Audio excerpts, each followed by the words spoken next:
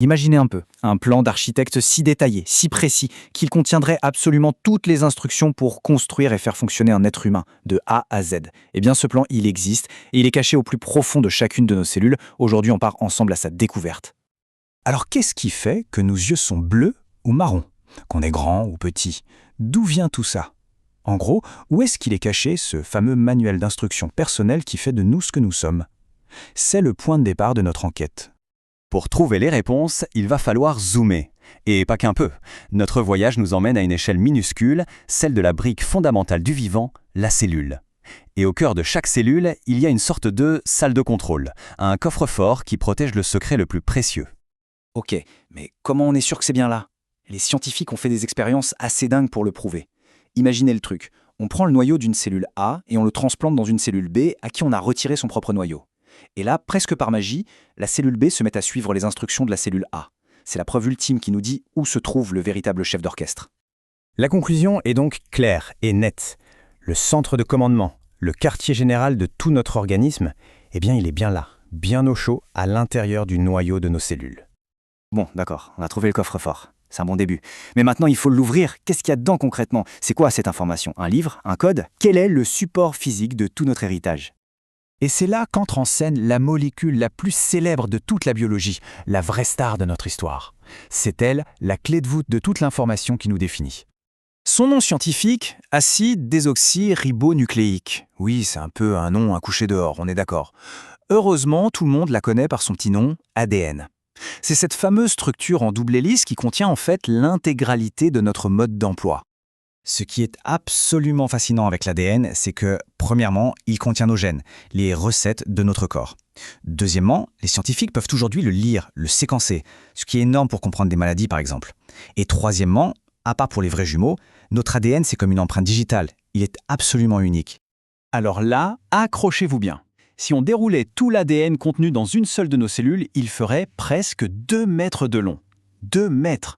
La question c'est comment est-ce possible de faire tenir un fil aussi gigantesque dans un noyau qui est totalement microscopique?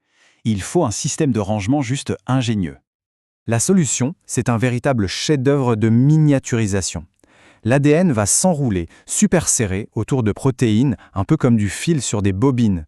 Et ensuite, ces bobines se compactent encore et encore et encore, jusqu'à former une structure ultra dense. Et voilà la grande différence.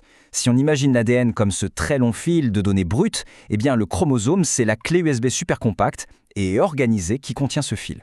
C'est le paquet final, prêt à l'emploi pour la cellule. Ok, on a compris le système de rangement. Mais maintenant, à quoi ressemble la bibliothèque complète pour un être humain? On en a combien au juste de ces fameuses clés USB? On arrive maintenant à la photo de famille de tous nos chromosomes.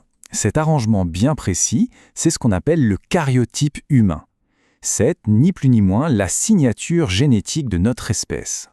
Le mot scientifique pour cette carte, c'est le karyotype. En gros, c'est l'image de tous les chromosomes d'une cellule, bien rangés, bien classés par taille et par paire. Chaque espèce vivante, du moustique à la baleine, a son propre karyotype. C'est sa carte d'identité biologique.